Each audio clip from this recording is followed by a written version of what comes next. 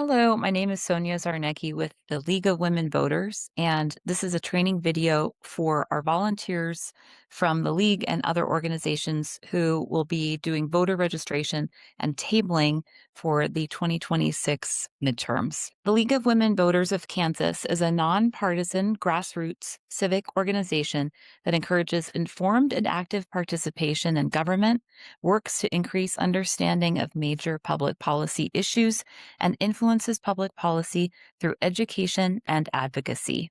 This is our mission statement, but today we'll focus on voter registration and information. The most important thing is that you, as a league member or partner with the league, do this work in a nonpartisan fashion. We absolutely take stands on issues, and you can see that the league takes a number of strong stands on a number of policies through our state organization, but we never express opinions about individual candidates in our official capacity as league members, and we do not express opinions about political parties. So for more information about the league, please go to lawrenceleague.com. This year, our registration and education for voters will go pretty much the same as in 2025. And we would encourage even non-members of the league to sign up for tabling opportunities. You can use this QR code. That'll take you to the league website where you can sign up. This is an example of what the sign-up sheet looks like. Okay, tabling do's and don'ts. Identify yourself as a league member. Hopefully, you have a badge or a sticker or a member of the organization partnered with us. Ask people if they're registered to vote. Help them find ksvotes.org if they would like to use an online interface, or you can provide a paper copy of the federal form or the Kansas voter registration form. And please do give voters information about deadlines, especially the registration deadlines for the August primary and the general election. We also, this year in 2026, are strongly encouraging voters to vote no on the two constitutional amendments. There will be one about electing judges to the state Supreme Court on the August 4th primary ballot, and there is another one about citizenship and voting on the general election ballot. As I said before, please don't give your personal opinion about a candidate or a party, and do not fill out forms for individuals. Let them do that on their own, but you may collect forms and then deliver them or give them to another member to deliver to the county election office. One of the most common issues we come up against is folks that have moved but have not updated their voting registration. That's very important that they do that. So please ask folks if they are registered with their correct address, and they can check whether they are by going either to ksvotes.org or to the Secretary of State website, which is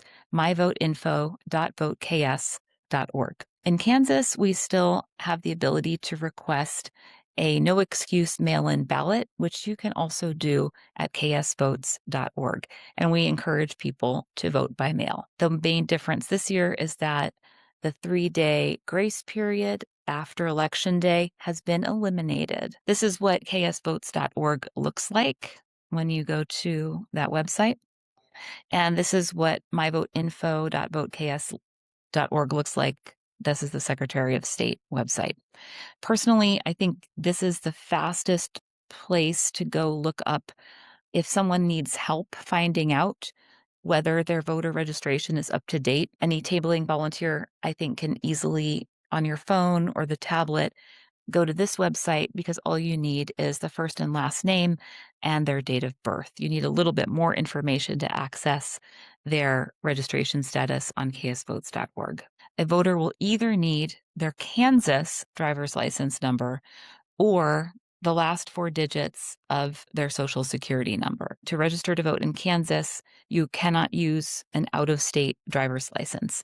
If someone has newly moved here but hasn't had the chance to update that information yet, they will have to use the last 4 digits of their social security number, but they still may do that to register to vote. Some important deadlines. The last day to change your party affiliation, if you would like to vote in the Democratic or Republican primary on August 4th, that date is June 1st. It is possible to vote just on the constitutional amendment in the primary. The voter will be given a ballot with just that issue on it, but you have to be a member of a party to vote in the party primary. The last day to register to vote in the primary is July 14th, and then advanced in-person voting begins the next day and goes until August 5th. July 28th is the deadline to request a mail-in ballot, and then the polls will be open from 7 a.m. to 7 p.m. on Tuesday, August 4th, for the primary. For the general election, the last day to register to vote for the general is October 13th. And then advanced voting in person begins, and mail-in ballots must be requested by the 27th. And November 3rd is the general election. This is probably the most powerful question you can ask any voter who is registered. How do you plan to vote? Because it gets them thinking about what that plan looks like. And then you can talk about what their options are.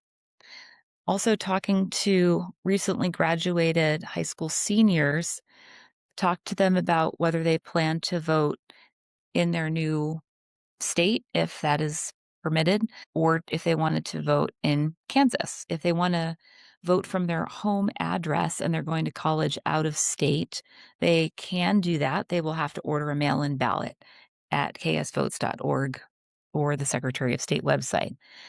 And if they vote in state from home, they can do that from their home address or from their new Kansas address. And they would have to then vote at their new polling location at their college or university in Kansas. There are 3 main ways to vote for everybody who's registered. If you would like to vote at home, request that mail-in ballot as soon as you can, and make sure you leave at least 11 days to get it back to the election office if you mail it back, because there's no more grace period. All ballots must be received by close of polls on election day. Please do that as early as possible. You may also take it to a drop box, and there will be drop box locations posted on the Douglas County Elections website. There's usually one at the courthouse. There's one at the election office for sure.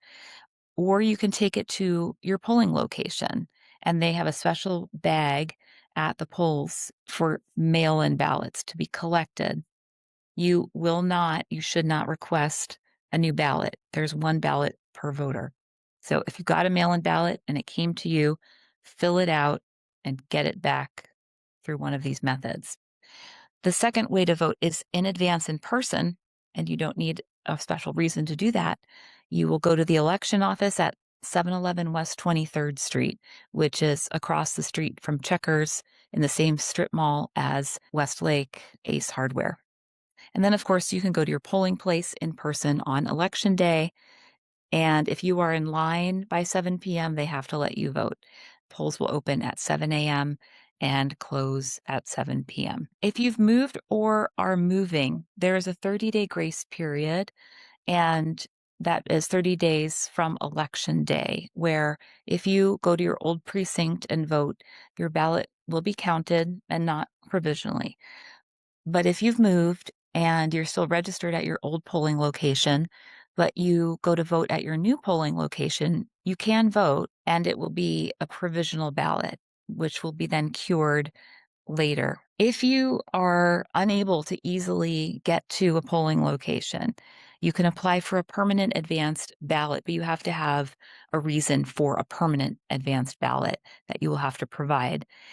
You can download that application at the Douglas County Election Office or at the Secretary of State office. If you have had a felony conviction in your past, if you have completed your sentencing and your probation and you are off papers, you may re-register to vote. If you are unhoused and you don't have an address, you can use the address for the Lawrence Community Shelter or the other shelter address at 9th and Kentucky. If you reside there sometimes, then that can be an address of residence for you to register to vote.